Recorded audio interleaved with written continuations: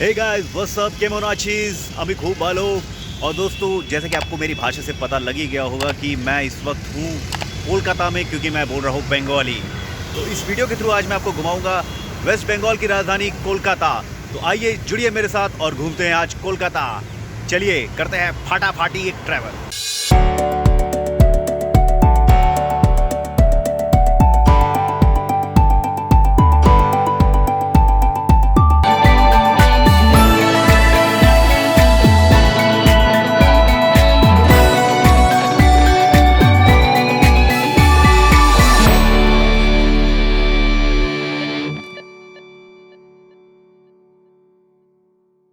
कोलकाता में मैंने स्टे किया था बॉम्बे बैकपैकर्स हॉस्टल में, जो कि सिचुएटेड है रसल स्ट्रीट में। ये हॉस्टल कंचना बिल्डिंग के 14 फ्लोर में है और यहाँ की विंडो से मिलता है सेंट्रल कोलकाता का एक मनोहारी दृश्य। फ्रेंड्स, इस वक्त मैं हूँ सेंट्रल कोलकाता में। Central Kolkata is the hub of Kolkata, जो कि एकदम सेंट्रल प्लेस में। यहाँ सारे गवर्नमेंट ऑफिसेज हैं, बहुत सारे आइकन्स जो हैं, म्यूज़ियम और जो आइकॉनिक बिल्डिंग्स हैं बहुत सारे, वो यहाँ सेंट्रल कोलकाता में लोकेटेड है। ईडन गार्डन्स हो गया, मैदान हो गया, और भी बहुत सारी जो मेन अट्रैक्शंस हैं, वो मोस्ट ऑफ दी जो अट्रैक्शंस है वो सेंट्रल कोलकाता में लोकेटेड हैं। इस वक्त मैं यहाँ पर खड़ा हूँ, आप देख सकते हैं गवर्नमेंट ऑफिसेज है मेरे पीछे। रेजिडेंशियल बिल्डिंग जो आप पीछे देख सकते हैं, टावर 42 करके शायद प्रोजेक्ट का नाम है, which is a residential building. Apart from that यहाँ पर टाटा स्टील का ऑफिस है पीछे, एंड यहाँ पर इंदिरा गांधी की भी मूर्ति लगी हुई है। मैं बहुत जगह घुमा हूँ, लेकिन आज तक मुझे इंदिरा गांधी की मूर्ति कहीं दिखी नहीं है ऑल इंडिया में, जहाँ भी मैं अभी तक ट्रैवल किया है। लेकिन यहाँ पर मुझे इंदिरा गांधी की मूर्ति देखने को मिली है। This is from back side, मैं आपको फ्रंट साइड से भी दिखाऊंगा। इसके अलावा यहाँ पर एक पार्क है जो कि आईटीसी ने शायद बनाया है, क्योंकि डेडिकेटेड बाय आईटीसी लिखा हुआ था।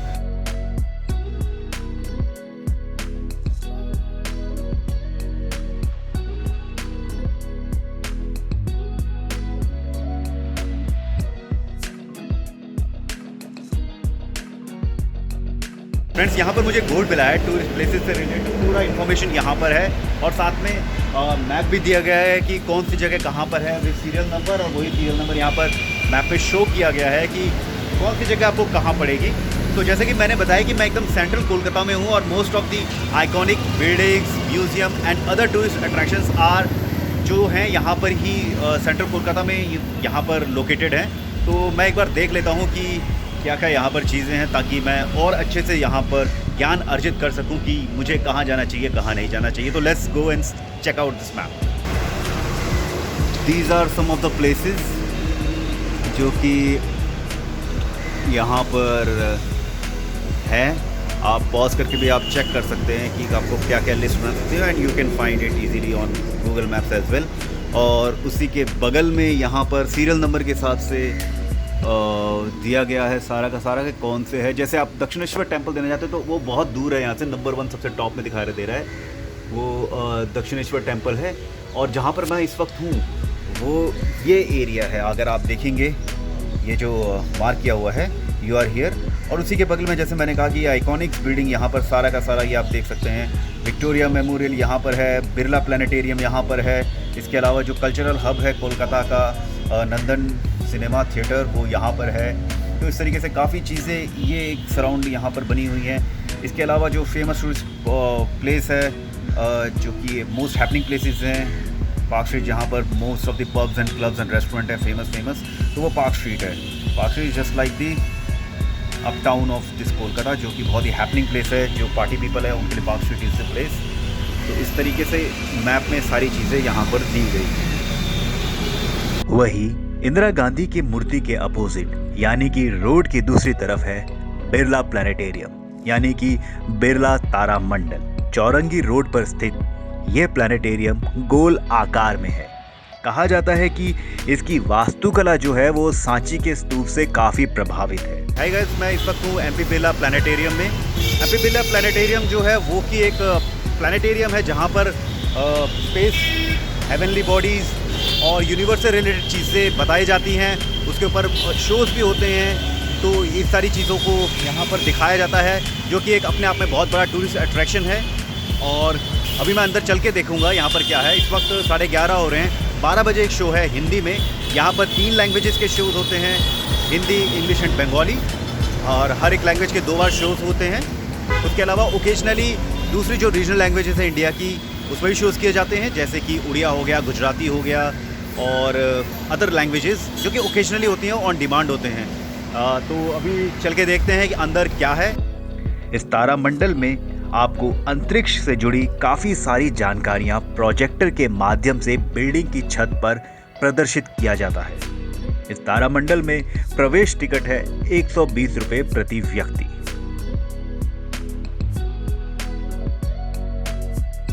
फ्रेंड्स, ये बिरला प्लानिटेरियम के बगल में सेंट पॉल कैथेड्रल चर्च भी है, जो कि मेरे पीछे आप देख सकते हैं। तो चलिए यहाँ भी एक बार चल के देखते हैं कि ये किस तरीके का चर्च है। सेंट पॉल कैथेड्रल चर्च, जो कि 1847 में बनकर तैयार हुआ था, अपने आप में इंडो गॉथिक वास्तुकला का अद्भुत नमूना है। कोलकाता के दिल में बसा ये चर्च पर्यटकों से हमेशा भरा रहता है। यहाँ अंदर फोटो या वीडियो लेना मना है, इसलिए आप बाहर से ही इस अद्भुत वास्तुकला का आनंद लीजिए।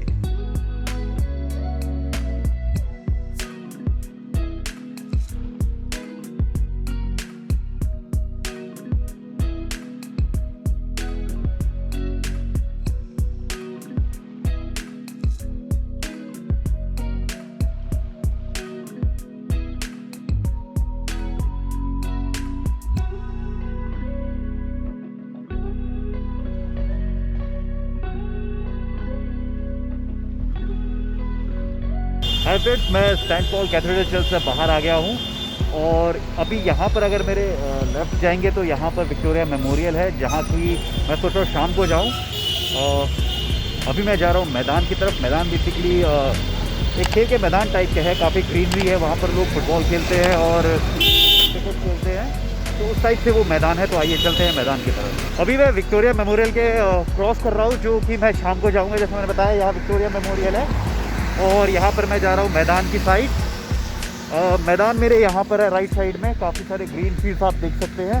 तो आइए चलते हैं मैदान की तरफ। यहाँ घोड़े भी है, बग्गियाँ चलती है यहाँ पर, रॉयल बग्गियाँ, इसलिए ये घोड़े आपको दिखाई देंगे यहाँ पर।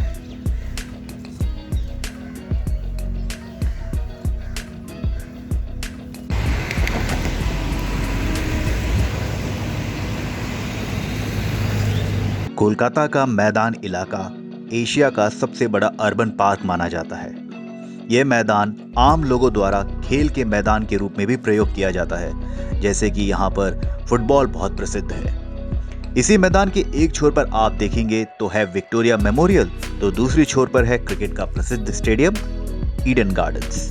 किसी ज़माने में यहाँ पर ट्रैम चला करते थे ये मैदानी इलाके में, लेकिन अब वो धीरे धीरे ख़त्म हो गया है। ट्रैम यहाँ पर खंभे लगे हुए हैं और वायर हटा दी गई है, तो यहाँ ट्रैम बंद हो चुके हैं, घास उग चुकी है ट्रैक पर। अभी भी कई इलाके हैं जहाँ पर ट्रैम चलती है। कोलकाता के एस्प्लेनेड इलाके में एक छोटा सा ट्रैम म्यूजियम देखने को मिला, जिसका नाम था समरनिका ट्रैम म्यूजियम। हालांकि वो फिलहाल बंद था।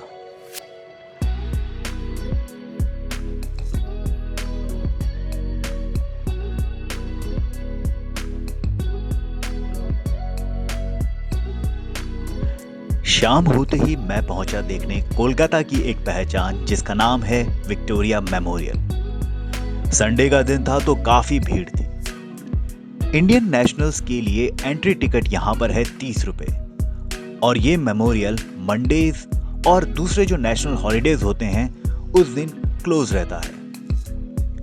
विक्टोरिया मेमोरियल का निर्माण क्वीन विक्टोरिया की याद में लॉर्ड कर्जन द्वारा बनवाया गया था। ये पूरी इमारत संगमरमर की बनी हुई है। इसका पूरा निर्माण 1906 से 1921 के बीच हुआ।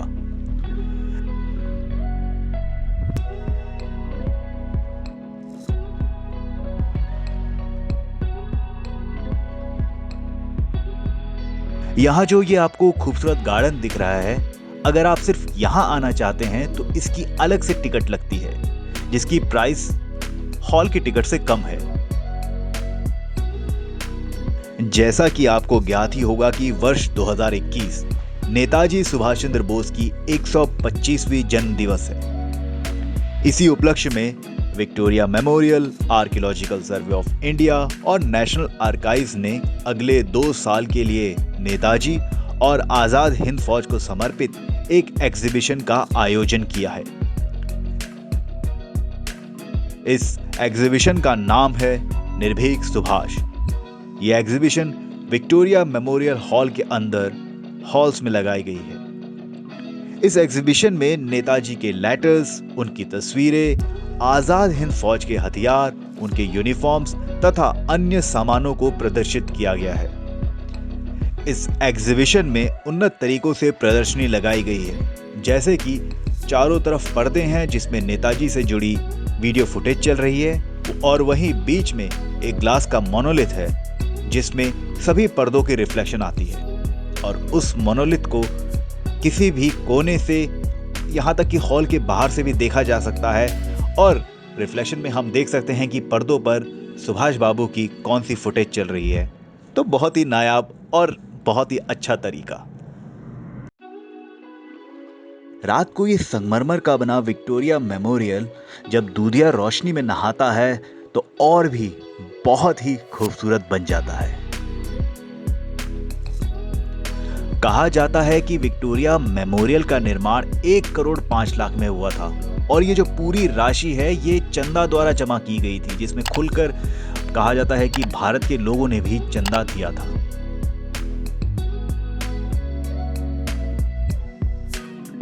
विक्टोरिया मेमोरियल घूमने के बाद मैं पहुंचा अगले दिन Howrah bridge. Hey guys, what's up. मैं इस वक्त पहुंच चुका हूं हावड़ा ब्रिज पर। आप मेरे पीछे देख सकते हैं ये हावड़ा ब्रिज है और जिसे अब रिनेम कर दिया गया है रविंद्र सेतु के नाम से। ये जो हावड़ा ब्रिज है अंग्रेज़ों द्वारा बनाया गया था। आप देख सकते हैं कितना ट्रैफिक चल रहा है और जब ट्रैफिक चलता है इस ब्रिज पर तो पूरा ब्रिज जो है वो हल्का हल्का कांपने लग जाता है। ये एक कैंटिलीवर ब्रिज है जिसके नीचे एक भी पिलर नहीं है। सारा का सारा जो सेंटर ऑफ ग्रेविटी है वो कोनों पे दे दिया गया, ऊपर पहुंचा दिया गया है स्ट्रक्चर में। तो इस तरीके का ये ब्रिज है और नीचे हुबली नदी बह रही है। जो हुबली नदी है वो एक डिस्ट्रीब्यूटरी है गंगा नदी की, जो कि होशंगाबाद से टूट जाती है, डिस्ट्रीब्यूट हो जाती है। एक पद्मा नदी जो है वो बन जाती है बांग्लादेश में और ये हुबली नदी जो आ जाती है वेस्ट बंगाल में और जाके ये फिर बे ऑफ बंगाल में जाके गिरती है। तो ये आपका हावड़ा ब्रिज ये रहा। तो दोस्तों, अब आप जो ये ब्रिज देख रहे हैं ये है हावड़ा ब्रिज, जिसे कमीशन किया गया था सन 1943 में। एक्चुअली ये जो हुगली रिवर है इसके दोनों तरफ 2 शहर पड़ते हैं। एक तरफ है हावड़ा और एक तरफ है आपका कोलकाता। तो ये जो हावड़ा ब्रिज है ये दोनों शहरों को आपस में कनेक्ट करता है। सन 1965 में इस हावड़ा ब्रिज का नाम चेंज कर रविंद्र सेतु कर दिया गया, जो कि पड़ा है ग्रेट बंगाली पोएट रविन्द्रनाथ टैगोर के नाम पर। लेकिन आज भी लोग इसे हावड़ा ब्रिज के नाम से ही जानते हैं। तू किसी रेल सी गुजरती है, मैं किसी पुल सा थरथराता हूँ। बिल्कुल उसकी फीलिंग आती है जब आप इस ब्रिज पर खड़े होते हैं।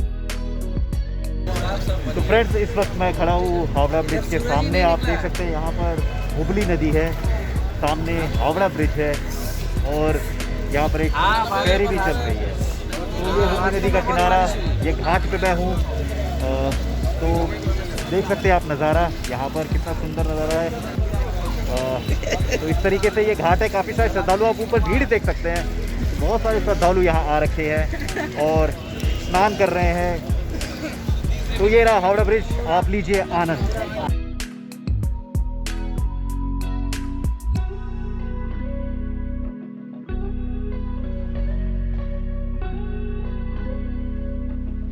तो चलिए अब करते हैं कोलकाता की खाने पीने की बातें। तो खाने पीने से मुझे याद आया डेकर्स लेन, जो कोलकाता का बहुत ही फेमस फूड स्ट्रीट है। तो आइए दिखाता हूँ द डेकर्स लेन। हाय गाइस, मैं हूँ इस वक्त डेकर्स लेन।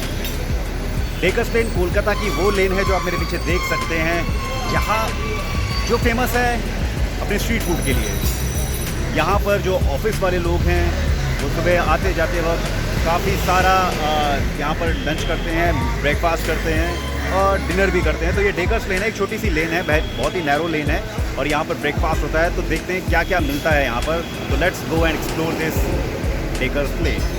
कम।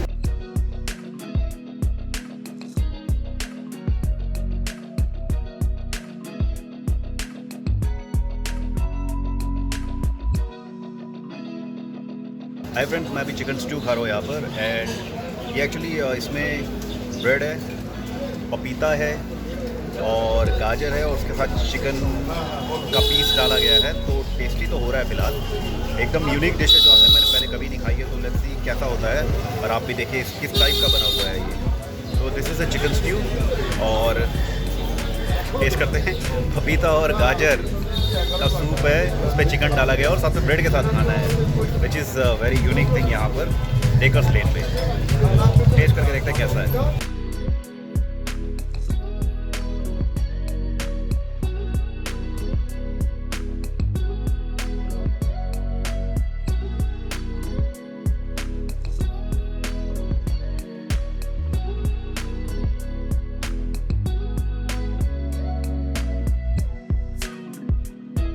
फ्रेंड्स, मैं इस वक्त पहुंच चुका हूं the famous iconic the Indian coffee house Kolkata में, जो कि है कॉलेज स्ट्रीट में। जो कॉलेज स्ट्रीट का फेमस हिस्टोरिकल प्रेसिडेंसी कॉलेज है, ठीक उसके ही सामने ये इंडियन कॉफ़ी हाउस है। इंडियन कॉफ़ी हाउस की जो खासियत है वो ये है कि ये इस्टेब्लिश हुआ था 1876 में। उसके बाद कई बार इसका नाम चेंज भी हुआ है बीच में, लेकिन ये आइकॉनिक एक कॉफ़ी हाउस था, इसीलिए इसको बचाए रखने के लिए काफ़ी सारे लोग भी आगे आए, जिनमें प्रमुख नाम है सत्यजीत रे, अपर्णा सेन और इस टाइप के लोगों ने काफ़ी इसको सपोर्ट किया है कि ये जो हिस्टोरिकल प्लेस है इंडियन कॉफ़ी हाउस, उसको ज़िंदा रख सके, क्योंकि एक आइकॉनिक एक हेरिटेज बन चुका है कोलकाता का।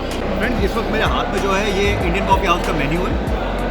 आपको मैं मेन्यू कार्ड दिखाता हूँ कि कितना ये प्लेस जो है बहुत ही चीप है कंपेयर टू अदर जो कॉफ़ी हाउसेज हैं, जो प्राइवेट कॉफ़ी हाउसेज चलते हैं, प्राइवेट चेन्स चलती हैं कॉफ़ी और टी की, उसके कंपेयर में ये कितना सस्ता है कि कोई भी अफोर्ड कर सकता है नॉर्मली, और हर कोई लगभग अफोर्ड कर सकता है।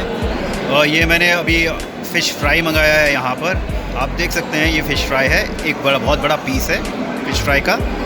और ये जो फ़िश फ्राई है यहाँ पर 85 रुपीज़ की है, और यही अगर मैं दिल्ली में ख़रीदता तो ये मुझे अराउंड 250-300 का पड़ जाएगा आराम से, जहाँ तक मुझे लगता है मिनिमम प्राइस। अब टेस्ट करके देखते हैं फिश फ्राई है।